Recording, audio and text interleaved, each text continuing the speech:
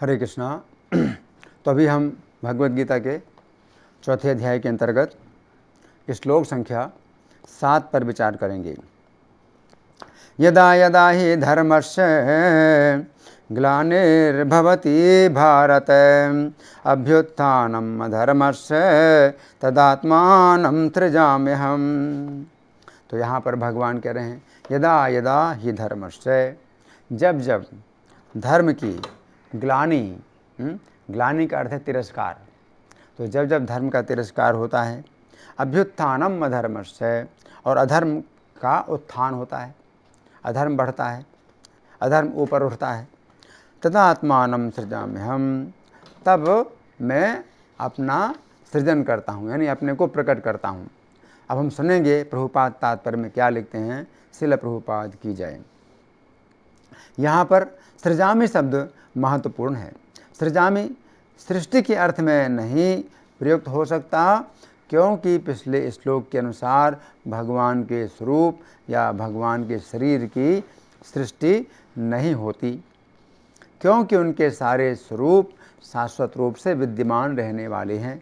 अतः सृजामि का अर्थ है कि भगवान स्वयं यथारूप में प्रकट होते हैं।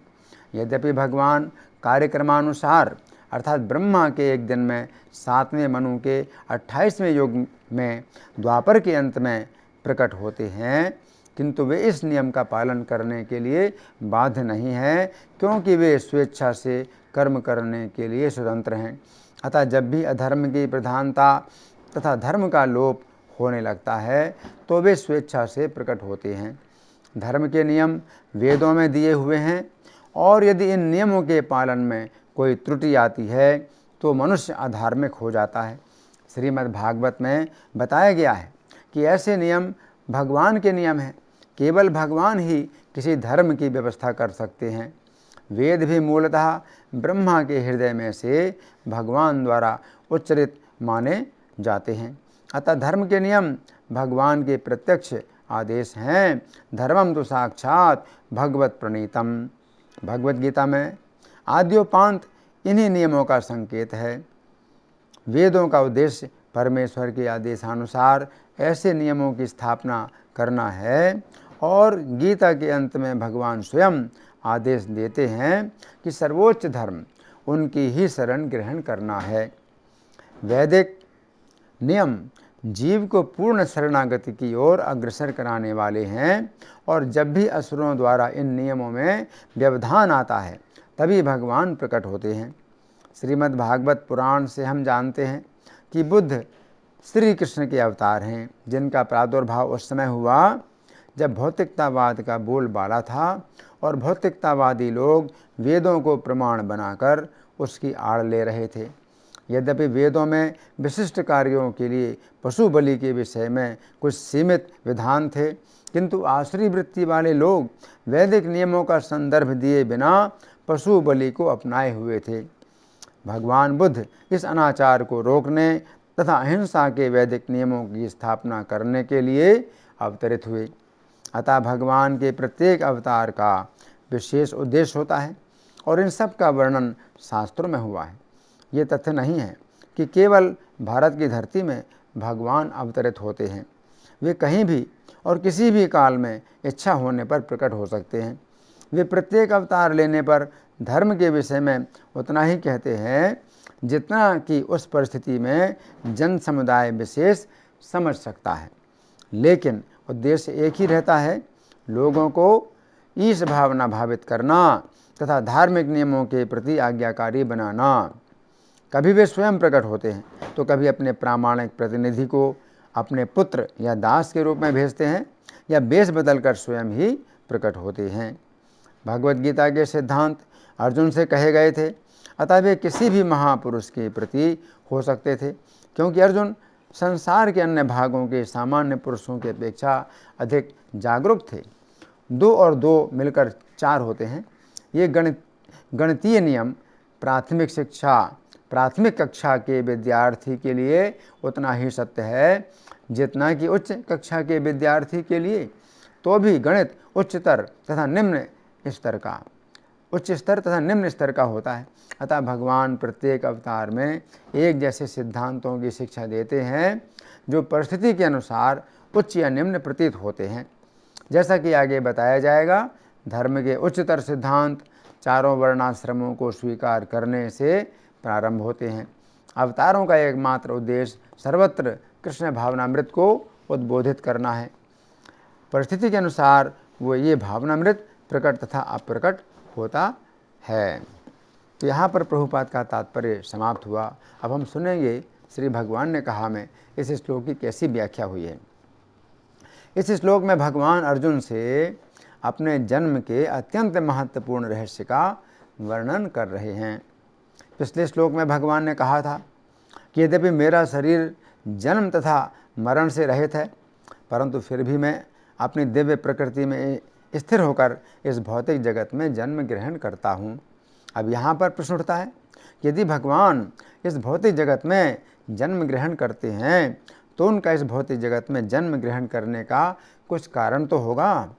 भगवान के इस भौतिक जगत में जन्म लेने की बात अत्यंत अद्भुत है। चूँकि अर्जुन श्री कृष्ण के विषय में जानने के लिए अत्यंत उत्कंठित हैं, अतः अर्जुन ने विचार किया कि मैं श्री कृष्ण के साथ सदा सोता रहा तथा जागता रहा, परंतु मैंने श्री कृष्ण से ये बात जानने की कभी कोशिश ही नहीं की कि वे यदि इस भौतिक जगत में अवतार लेते हैं तो वे किस कारण से अवतार लेते हैं, कब अवतार लेते हैं तथा कहाँ अवतार लेते हैं। अंतर्यामी होने के कारण अर्जुन के मन की बात को श्री कृष्ण समझ गए तथा उन्होंने इस श्लोक में अपने अवतार का अत्यंत महत्वपूर्ण रहस्य बतलाया। इस श्लोक की प्रथम शिक्षा में भगवान कह रहे हैं, यदा यदा हि धर्मस्य ग्लानिर्भवति भारत अभ्युत्थानम अधर्मस्य। अर्थात हे अर्जुन, जिस समय तथा जिस स्थान पर धर्म का पतन तथा अधर्म की प्रधानता होती है। यहाँ पर हम देखते हैं कि श्लोक के प्रारंभ में भगवान ने यदा यदा कहकर यदा शब्द का 2 बार प्रयोग किया है। यदा शब्द का अर्थ है जब। इस प्रकार यदा यदा शब्दों का अर्थ हुआ जब जब। हम जानते हैं कि यदि किसी बात में जब शब्द का 2 बार प्रयोग किया जाता है तो ये बात अत्यंत महत्वपूर्ण होती है। उदाहरण के लिए किसी राज्य के सुरक्षा कर्मचारी सदा तैयार रहते हैं कि राज्य के किसी भी स्थान पर शत्रुओं का आक्रमण तो नहीं हो रहा है, तथा जैसे उन्हें पता चलता है कि राज्य के इस स्थान पर शत्रुओं ने आक्रमण किया है, वे तुरंत सेना लेकर शत्रुओं से युद्ध करने के लिए चल देते हैं। जिस समय भारत देश स्वतंत्र हुआ था उस समय गांधी जी की अहिंसा नीति के कारण भारत की सुरक्षा के लिए सेना के संगठन में अधिक ध्यान नहीं दिया गया था। फिर जिस समय सन 1962 में चीन ने भारत पर आक्रमण किया, उस समय युद्ध करने के लिए भारत की सेना संगठित करने में बहुत अधिक समय लग गया। इस प्रकार भारत को चीन से पराजित होना पड़ा। ये भारत के लिए अत्यंत लज्जाजनक बात थी। अब भारत की स्थिति वैसी नहीं है।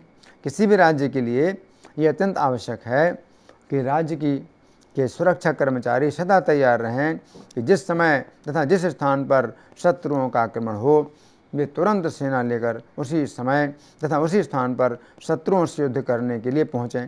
इस प्रकार हमें समझना चाहिए कि जिस समय जब जब शब्दों का इस प्रकार प्रयोग होता है उस समय आपातकालीन स्थिति है। इस प्रकार भगवान कहना चाहते हैं कि हे अर्जुन, जिस समय तथा जिस स्थान पर धर्म का पतन तथा अधर्म की प्रधानता होती है उसी समय तथा उसी स्थान पर मैं प्रकट होता हूँ। यद्यपि यदा शब्द का सामान्य अर्थ है जिस समय अथवा जब, परंतु यदा शब्द का एक अन्य अर्थ है जिस स्थान पर अथवा जहाँ। इस प्रकार हम ये भी कह सकते हैं कि भगवान ने यदा शब्द का जब पहली बार प्रयोग किया तो उस समय यदा शब्द का अर्थ है जिस समय, तथा यदा शब्द का भगवान ने जब दूसरी बार प्रयोग किया उस समय यदा शब्द का अर्थ है जिस स्थान पर। अभी हम यदा शब्द के पहली बार प्रयोग के विषय में विचार करेंगे जिसका अर्थ है जिस समय। तो तात्पर्य में प्रभुपाद समझा रहे हैं कि यद्यपि श्री कृष्ण का एक नियम ये भी है कि वे ब्रह्मा जी के एक दिन में केवल एक बार ही आते हैं, परंतु उनके आने का एक दूसरा नियम ये भी है कि जिस समय धर्म का पतन तथा धर्म की प्रधानता होती है उस समय वे आते हैं। तो हमें समझना चाहिए कि भगवान में ऐसी शक्ति है कि वे एक साथ दोनों ही नियमों का पालन कर सकते हैं। ब्रह्म संहिता 5:39 में ब्रह्मा जी कहते हैं, मैं उन आदि पुरुष भगवान गोविंद का भजन करता हूँ, जो राम, नरसिंह, वामन इत्यादि विग्रहों में अपनी कलाओं को सीमित करके अनेक अवतार लेते हैं, परंतु कभी कभी स्वयं परम पुरुष श्री कृष्ण के रूप में भी प्रकट होते हैं। इस प्रकार हमें समझना चाहिए कि श्री कृष्ण अवतार नहीं है, बल्कि समस्त अवतारों के अवतारी अर्थात समस्त अवतारों के स्रोत हैं। तो यहाँ पर भगवान जब पहली बार यदा शब्द का प्रयोग कर रहे हैं तो भगवान का कहना है कि हे अर्जुन, ऐसा नहीं है कि मैं अपने इस नियम से बंधा हूँ कि मैं ब्रह्मा जी के प्रत्येक दिवस में केवल एक बार ही आऊँगा। ब्रह्मा जी का एक दिन 1000 चतुर्युग का होता है। 1000 चतुर्युग का अर्थ है 4 अरब 32 करोड़ वर्ष। ब्रह्मा जी की एक रात भी इतनी ही होती है। इस प्रकार ब्रह्मा जी का पूरा दिन हुआ 8 अरब 64 करोड़ वर्ष।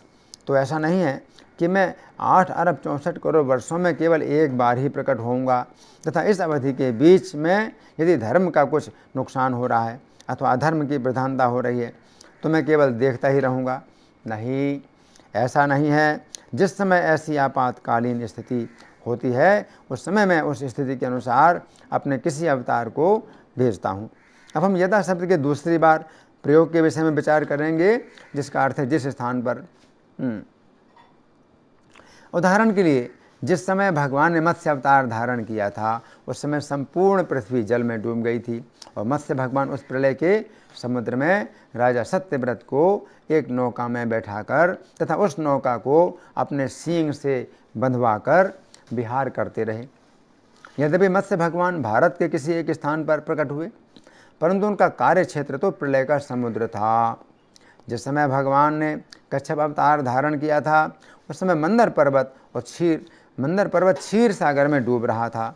ऐसी स्थिति में क्षीर सागर का मंथन किस प्रकार किया जा सकता था?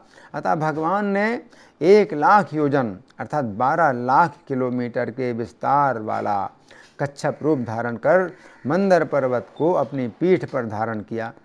तो ये स्थान भी भारतवर्ष का न होकर क्षीर सागर का था। जिस समय भगवान ने शूकर अवतार धारण किया उस समय तो संपूर्ण पृथ्वी ही गर्भ समुद्र में डूब गई थी। उस समय सत्यलोक में ब्रह्मा जी की नासिका के छिद्र से भगवान शूकर के रूप में प्रकट हुए तथा अपने दांत के अग्रभाग पर संपूर्ण पृथ्वी को जल से ऊपर उठाया। तो ये स्थान भी भारतवर्ष का ना होकर संपूर्ण पृथ्वी से बाहर का था। जिस समय भगवान ने नरसिंह अवतार धारण किया उस समय हिरण्यकशिपु स्वर्गलोक में इंद्र के भवन में रहता था। चूँकि नरसिंह देव ने हिरण्यकशिपु का वध किया था अतः ये अवतार भी भारतवर्ष में न होकर स्वर्गलोक में हुआ था। इस प्रकार भगवान के अनेक अवतार भारतवर्ष से बाहर हुए, परंतु उन अवतारों के स्थान भारतवर्ष में भी प्रकट हो गए। ये एक अत्यंत रहस्य की बात है। परंतु जहाँ तक भगवान की बात है, हमें समझना चाहिए कि भगवान के लिए यह कोई बंधन नहीं है कि वे भारतवर्ष में ही अवतार लेंगे।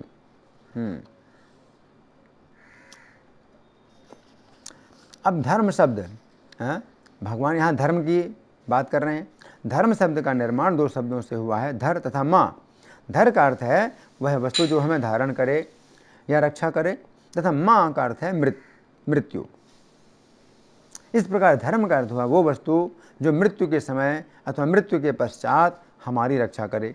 क्योंकि शास्त्र हमें सर्वप्रथम ये ज्ञान देते हैं कि मृत्यु के पश्चात अगला जीवन है, अतः हमें धर्म का पालन करने की अत्यंत आवश्यकता है। क्योंकि हमने धर्म का जितना अधिक पालन किया है, मृत्यु के बाद उतनी अधिक अच्छी गति हमें प्राप्त होती है।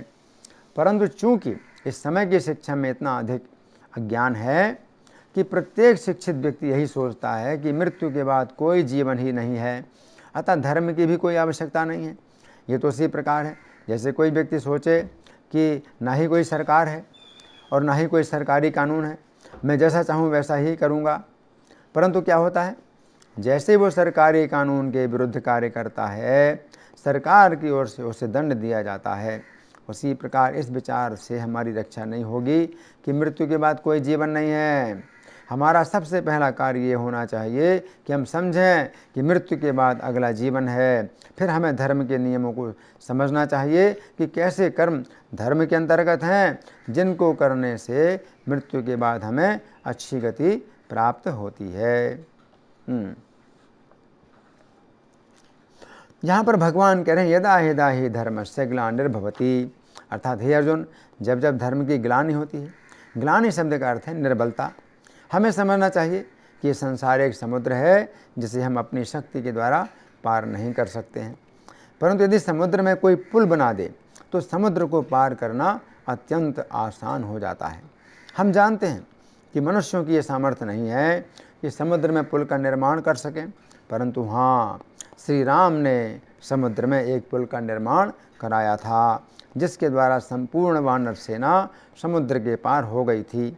उसी प्रकार हमें समझना चाहिए कि उन्हीं भगवान ने हमें धर्म के जो नियम दिए हैं वे वास्तव में इस संसार समुद्र को पार करने के लिए पुल के समान हैं। जिस प्रकार कोई अंधा और लंगड़ा व्यक्ति भी पुल के सहारे चलते हुए समुद्र को आसानी से पार कर सकता है, उसी प्रकार श्री कृष्ण के द्वारा दिए हुए धर्म के नियमों का पालन करके हम सभी प्रकार से अयोग्य होते हुए भी इस संसार सागर को आसानी से पार कर सकती हैं। अब कुछ लोग ऐसे भी होते हैं जो दुष्टता के कारण भगवान के द्वारा बनाई गई धर्म की व्यवस्था को अपने अर्थात धर्म रूपी पुल को तोड़ने का प्रयास करते हैं। इसे कहते हैं धर्म की ग्लानि। वे दुष्ट लोग राजाओं के रूप में भी होते हैं जो धर्म के नियमों को तोड़ते हैं। जिस प्रकार पुल के टूटने से पुल को पार करते हुए यात्रीगण समुद्र में गिर जाएंगे, उसी प्रकार दुष्ट राजाओं के द्वारा धर्म की मर्यादा भंग होने से सामान्य मनुष्यगण धर्म के टूटे हुए नियमों पर चलकर संसार समुद्र में गिर जाएंगे। तो यहाँ पर भगवान कह रहे हैं कि ऐसी स्थिति में मैं अवतार लेकर धर्म के नियमों को फिर से मजबूत करता हूँ, जिस प्रकार सरकार टूटे हुए पुल को फिर से मजबूत बनाती है। अब यहाँ पर भगवान कह रहे हैं अभ्युत्थानम अधर्मस्य। जब अधर्म की प्रधानता होती है तब मैं अवतार लेता हूँ। तो यहाँ पर अभ्युत्थान शब्द का अर्थ है ग्लानि शब्द के ठीक विपरीत। ग्लानि शब्द का अर्थ है अपमान तथा अभ्युत्थान का अर्थ है सम्मान। तो यहाँ पर भगवान कह रहे हैं कि जब जब धर्म का अपमान होता है तथा अधर्म का सम्मान होता है। दिनांक 6 जनवरी 1969 को लॉस एंजलिस में इस श्लोक पर प्रवचन देते हुए श्रील प्रभुपाद ने कहा था, कोई भी व्यक्ति धर्म के नियम नहीं बना सकता, ये बेकार की बात है। यदि कोई व्यक्ति कहता है कि मैं धर्म के ये नियम दे रहा हूँ, ये बेकार की बात है, किसी की भी रुचि नहीं होगी। परंतु यदि आपको भगवान धर्म के नियम देते हैं, जिस प्रकार सरकार आपको कानून देती है, तो आप स्वीकार करते हैं। तो धर्म का अर्थ है भगवान के आदेश को स्वीकार करना, यही धर्म है। और भगवान के आदेश को कौन स्वीकार कर सकता है? जिस समय सही संबंध होता है। जिस प्रकार आपका सरकार के साथ संबंध है, आप अमेरिकी सरकार के नागरिक हैं, अतः आप अपनी सरकार के प्रति प्रेम के कारण कानून को स्वीकार करते हैं। उसी प्रकार धर्म का पालन केवल वही व्यक्ति कर सकता है जिसके पास भगवान की पूरी अवधारणा है। बिना भगवान के धर्म तो हंसी मजाक है, वो धर्म नहीं है। धर्म का अर्थ है कि आपकी श्रद्धा भगवान के प्रति होनी चाहिए और ये संबंध प्रेम पर आधारित है। जिस प्रकार पिता और पुत्र के बीच में क्या संबंध होता है? सड़क में तो सैकड़ों हजारों बच्चे हैं, फिर आपकी रुचि अपने ही बच्चे में क्यों है? क्योंकि आपका अपने बच्चे में प्रेम है। उसी प्रकार धर्म का अर्थ है भगवान के प्रति प्रेम और अधर्म का अर्थ है भगवान को भूलना, बस। अब श्लोक के अंतिम शब्द हैं तदात्मानं सृजामि अहम, अर्थात उस समय मैं अवतार लेता हूँ। भगवान के इन शब्दों से निराकारवादियों को अपने निराकार मत को पुष्ट करने का अवसर मिलता है। वे कहते हैं कि यहाँ पर आत्मानम का अर्थ है रूप तथा सृजामि का अर्थ है बनाता हूँ। इस प्रकार आत्मानम सृजामि का अर्थ है कि मैं अपने रूप का निर्माण करता हूँ। उनका कहना है कि भगवान का कोई रूप नहीं होता है, परंतु जिस समय वे अवतार लेते हैं उस समय वे अपने रूप का निर्माण करते हैं। परंतु उनकी ये व्याख्या गलत है, क्योंकि श्लोक संख्या 6 में भगवान अपने आप को अजन्मा तथा अविनाशी कह चुके हैं। यदि कोई वस्तु अजन्मा तथा अविनाशी है तो उस वस्तु का रूप अवश्य होना चाहिए, क्योंकि निराकार वस्तु का न तो जन्म ही होता है और न ही उसे अजन्मा कहने की ही कोई आवश्यकता है। इसी प्रकार निराकार वस्तु का न तो विनाशी होता है और न ही उसे अविनाशी कहने की आवश्यकता है। जिस वस्तु का रूप होता है उसी के जन्म होने की अथवा जन्म न होने की बात कही जाती है। इसी प्रकार जिस वस्तु का रूप होता है उसी के विनाश की अथवा विनाश न होने की बात कही जाती है। यदि निराकारवादियों की व्याख्या सही मान ली जाए कि भगवान निराकार हैं तथा जब वे अवतार लेना चाहते हैं तो उस समय वे अपने रूप का निर्माण करते हैं, तो इस व्याख्या में एक बाधा ये उपस्थित होती है कि यदि भगवान पहले से ही निराकार हैं तो वे अपने रूप का निर्माण किस प्रकार कर सकते हैं। जिस व्यक्ति का पहले से ही रूप नहीं है वो अपने रूप का अथवा किसी अन्य के रूप का निर्माण किस प्रकार कर सकता है। इस प्रकार हमें समझना चाहिए कि निराकारवादियों की व्याख्या प्रत्येक दृष्टि से गलत है। अब इस विषय में हमारा सुझाव ये है कि यहाँ पर आत्मा शब्द का अर्थ है लीलाक्रम तथा सृजामि का अर्थ है निश्चित करता हूँ। इस प्रकार यहाँ पर भगवान कह रहे हैं कि मैं प्रत्येक अवतार में अपने संपूर्ण अभिनय तथा अपनी लीला में सहायता करने वाले समस्त भक्तों के अलग अलग अभिनय निश्चित करता हूँ। इसका अर्थ है कि यदि भगवान के प्रत्येक अवतार को एक नाटक मान लिया जाए तो इस नाटक की कथा, नाटक में प्रत्येक पात्र का अलग अलग अभिनय, ये सभी बातें भगवान अपने अवतार के पहले ही निश्चित करते हैं। भगवान ने जिस प्रकार की लीला का क्रम पहले से निश्चित कर दिया है उसी प्रकार की लीला उनके अवतार काल में होती है। भगवान अपने अवतार के पहले ही निश्चित कर देते हैं कि उनके माता तथा पिता कौन होंगे, उनके मित्र कौन होंगे और कौन किस समय क्या अभिनय करेगा। इस प्रकार यहाँ पर भगवान कह रहे हैं तथा आत्मानम सृजामि अहम, अर्थात हे अर्जुन प्रत्येक अवतार में मैं अपनी आत्मा अर्थात लीला क्रम की रचना करता हूँ। तो ये बड़ी रोचक बात है, जो कि हमें समझ में आती है कि जब भगवान कहते हैं तथा आत्मानम सृजामि अहम, कि उस समय में आत्मा की रचना करता हूँ। सृजामि का मतलब रचना करता हूँ, तो आत्मा की रचना तो हो नहीं सकती है भगवान कि जो जब पहले से ही अजन्मा है और अविनाशी हैं। तो यहाँ आत्मा की रचना की तो बात नहीं है। तो यहाँ पर आत्मा का अर्थ क्या हुआ? लीला। तो भगवान जब अवतार लेते हैं तो पहले से निश्चित करते हैं कि उन्हें कैसे कैसे कार्य करने हैं, कौन कौन से कार्य करने हैं। अपने माता पिता को भी निश्चित करते हैं कि कौन मेरी माता बनेंगे, कौन मेरे पिता बनेंगे। और गर्ग संहिता में ये वर्णन आता भी है। गर्ग संहिता में ये वर्णन आता है कि जब पृथ्वी में भार, जब पृथ्वी में जो है अधर्म का भार हुआ तो उस समय ब्रह्मा आदि देवता जब गोलोक धाम में गए तो भगवान जो है वहाँ पर आदेश देते हैं,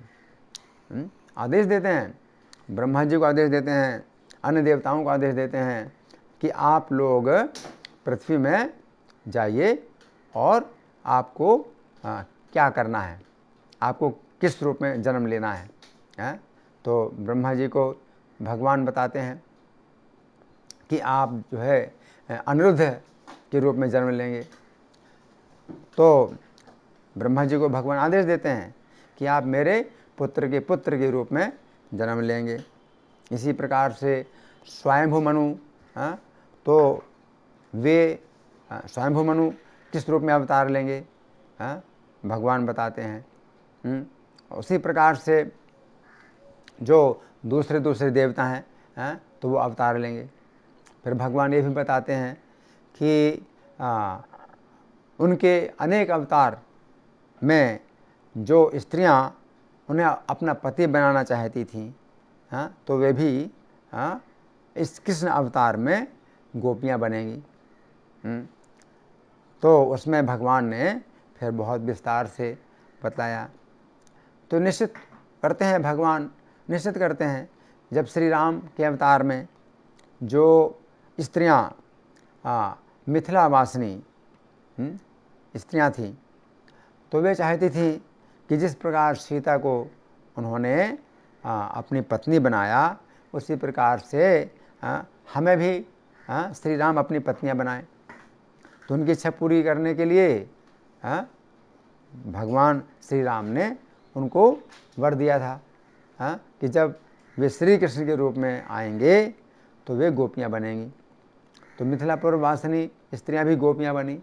तो श्री कृष्ण के अवतार से पहले ही श्री कृष्ण के द्वारा ये सब निश्चित हुआ। श्री राम जब सीता के साथ विवाह करके कौशलपुर में आए, तो कौशलपुर वासिनी स्त्रियां भी श्री राम को अपना पति बनाना चाहती हैं। तो उनके लिए भी निश्चित हो गया था कि श्री कृष्ण के अवतार में वे भी गोपियां बनेंगी। जब श्री राम दंडकारण्य में गए, दंडकारण्य में जो ऋषि थे, तो उन्होंने भी श्री राम को देख करके इच्छा की माधुर्य भाव में संबंध बनाने की। तो उनके लिए भी निश्चित किया गया कि ये भी गोपियां बनेंगी। और ये जो है ऋषि रूपा स्त्रियां हैं, ये गोपियां बनी। तो श्री कृष्ण के अवतार में तो उनके लिए भी निश्चित हुआ। उसी प्रकार से पुलिंद कन्याएं जो वन में रहती थीं, तो श्री राम को देख करके वे भी चाहती हैं उनको पति बनाना। तो उनके लिए भी निश्चित हुआ कि श्री कृष्ण के अवतार में वे भी जन्म लेंगी, पुलिंद कन्या गोपियों के रूप में वे भी जो है अपनी इच्छा पूरी करेंगी, श्री कृष्ण को पति बनाने की इच्छा अपनी पूरी करेंगी। श्री राम के अवतार में मिथिलापुरी में एक दर्जी रहता था। तो जिस समय श्री राम और लक्ष्मण का विवाह हुआ था जनकपुर में, तो उस धोबी को महाराज जनक ने आदेश दिया कि तुम श्री राम लक्ष्मण के वस्त्र तैयार करो। अब श्री राम लक्ष्मण के वस्त्र कैसे तैयार करें? जो दर्जी था तो वो तो चाहता था कि उनके शरीर की नाप लेकर के उनकी नाप के अनुसार वस्त्र बनाऊं, लेकिन महाराज जनक ने कहा कि नहीं, ऐसा तो संभव नहीं है कि श्री राम लक्ष्मण तुम्हारी दुकान में आएंगे अपनी नाप देने के लिए, तुम्हें अंदाजे से वस्त्र बनाना है। तो दर्जी ने वस्त्र बनाए श्री राम लक्ष्मण के, और वो तो श्री राम की कृपा से वो सब वस्त्र सही बन गए। लेकिन दर्जी के मन में ये जो है इच्छा बनी रही, उसकी तीव्र इच्छा बनी रही कि मैं उनके वस्त्र जो है सिलूं और उनके शरीर की नाप लूं, और इस प्रकार से उनके शरीर का स्पर्श भी मुझे होगा, उनके शरीर को छूने का भी मुझे अवसर प्राप्त होगा। तो वही धोबी फिर मथुरा में धोबी नहीं, क्षमा करिए, दर्जी, तो वही मिथिलापुर का जो दर्जी था वो मथुरा में दर्जी बना। और जब श्री कृष्ण ने कंस के कपड़े जब पहने तो बहुत ढीले ढीले कपड़े थे। कृष्ण और बलराम कंस के कपड़े जो है पहने, धोबी को मार करके वो कंस के कपड़े पहन लिए, तो बहुत ढीले थे। तो जब सड़क में चल रहे हैं तो दर्जी ने उनको जो है उस समय अपनी दुकान में जो है बुला करके और उनके हाथ पैर सब, उनके पेट की और सीने की सब नाप ले करके और कपड़ों को काट काट करके सिला और उनकी नाप के वस्त्र बनाए। तो ये सब जो है बातें श्री कृष्ण के अवतार के पहले ही निश्चित हो गई थी कि वो जो दर्जी है वो मथुरा में जन्म लेगा, और जब श्री कृष्ण और बलराम कंस के कपड़े धारण करेंगे तो उनके ढीले ढीले कपड़ों को जो है वो काट काट करके और उनके शरीर की नाप ले करके सिलाई करेगा। जिस प्रकार से श्री कृष्ण के अवतार में बहुत सी बातें हैं जो कि निश्चित हो गई थीं कि किसको किस प्रकार से जन्म प्राप्त होगा। तो श्री कृष्ण की जो स्वर्ग में जो अप्सराएं थीं, तो अष्टावक्र मुनि के शाप से तो उनको शाप मिला था, अष्टावक्र मुनि का शाप मिला था। लेकिन जब उन्होंने प्रार्थना की कि आप क्षमा करें, तो अष्टावक्र मुनि ने उनको वर दिया कि श्री कृष्ण की तुम पत्नियां बनोगी। तो उनके लिए भी निश्चित हो गया था कि श्री कृष्ण के अवतार में ये जो है कृष्ण की पत्नियां बनेंगी। तो इस प्रकार से यहाँ भगवान कह रहे हैं तदा आत्मानं सृजाम्यहम्, कि उस समय में जब मैं आता हूँ तो आत्मा की रचना करता हूँ। तो आत्मा की रचना कर मतलब है लीला क्रम। तो अपनी लीलाओं का क्रम भगवान जो है बनाते हैं, निश्चित करते हैं। धन्यवाद। हरे कृष्णा।